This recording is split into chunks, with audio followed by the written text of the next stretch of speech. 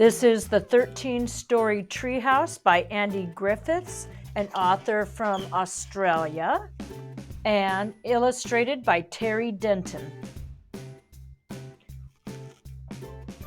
There's a picture of the treehouse diagram. The 13-Story Treehouse by Andy Griffiths.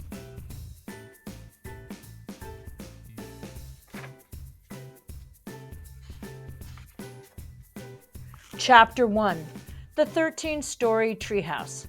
This is Andy, and this is a book. Hi, my name is Andy. This is my friend Terry. There's a pencil.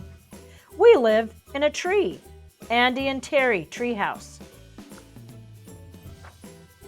Well, when I say tree, I mean treehouse. And when I say treehouse, I don't mean any old treehouse. I mean a 13-story treehouse.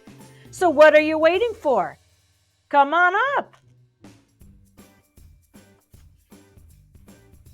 This is so cool.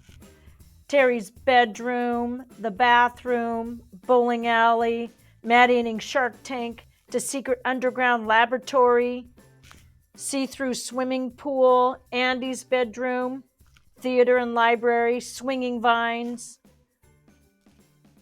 lemonade fountain, game room, observation deck, giant catapult, kitchen, main deck. So cool. Oh, that says room full of pillows. It's got a bowling alley. Terry, that's my head. Oops, sorry. A see-through swimming pool. Help! Hey, who said that? A tank full of man-eating sharks. Look out, Terry, behind you.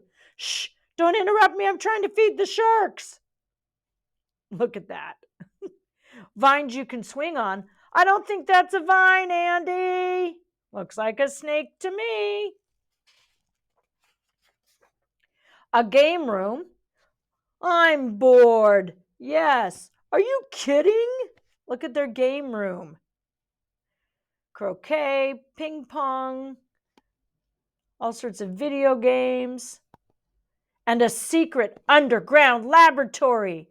I just worked out how to make giant bananas because giant bananas are cool.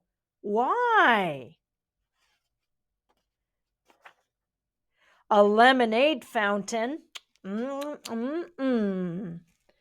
A vegetable vaporizer. Oh, no, a Brussels sprout.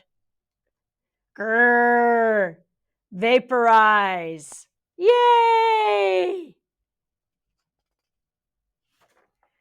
And a marshmallow machine that follows you around and automatically shoots marshmallows into your mouth whenever you are hungry. How do you shut this stupid thing off? There's the marshmallow shooter. I'm not full yet. As well as being our home, the treehouse is also where we make books together. I write the words and Terry draws the pictures.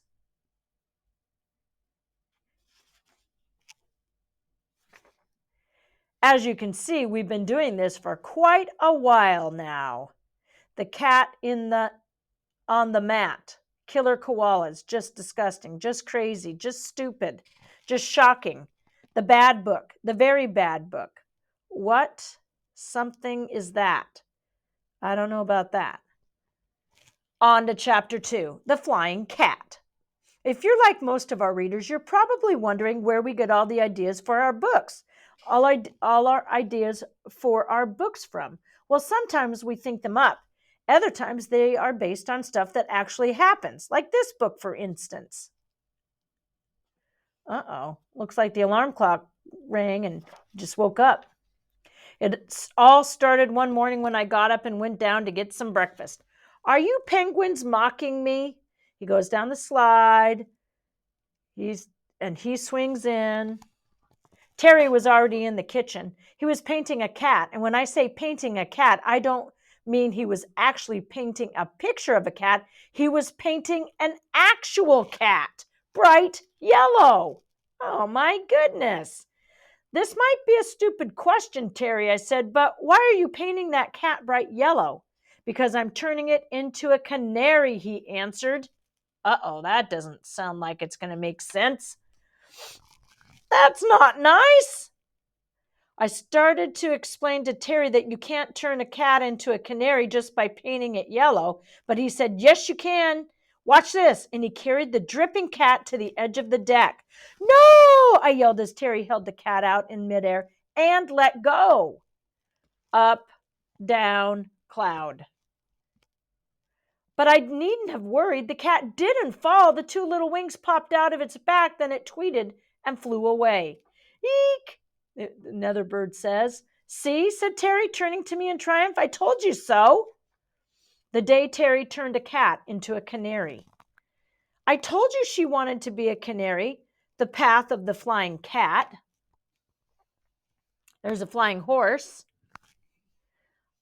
I can stand on this dotted line, stupid bird brain. Look, Mom, there's a flying cat. Now, don't be silly, Fifi. Flying, I have to go here. Flying flamingo. Flying cat canary. That's amazing. It's an amazed bird. And then people on the building are, is it a cat? Is it a canary? Is it cathary? Catnary? I love catnaries. I just love my new hairstyle. I don't see what it is. I can't see for all the speech balloons. Marshmallow treehouse, etc.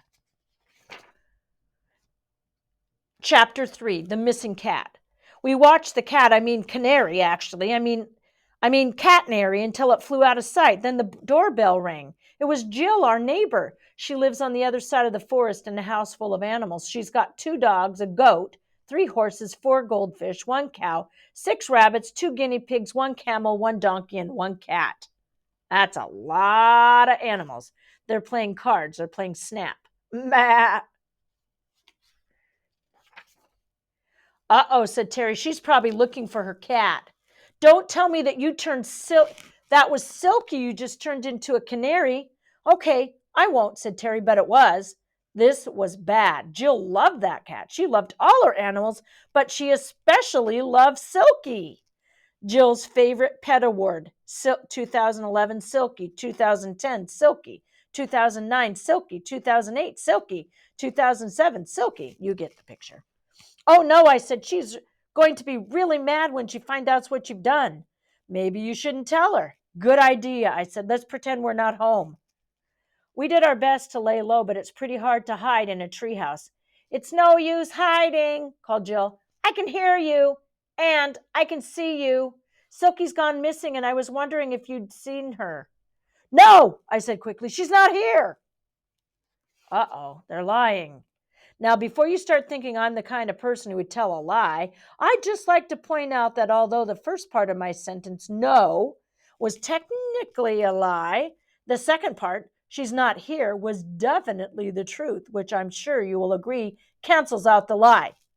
Oh, said Jill sadly. Well, anyway, I've made up a missing cat poster. Can I put one on your tree? Sure, I said it. It's the least we can do, which was also definitely 100% true. Missing cat, Silky. She looks like this.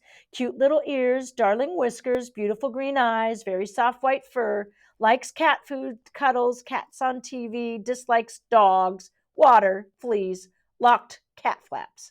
Big reward. Call Jill. Oh, it's so cute. It even has a neat border. As soon as Jill left, I turned to Terry.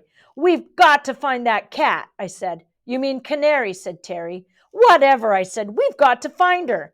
But before we could even begin looking for her, the video phone rang. Yes, we've got one of those as well, and it's 3D. Maybe that's Silky now, said Terry. Don't be stupid, I said. Cats can't use phones.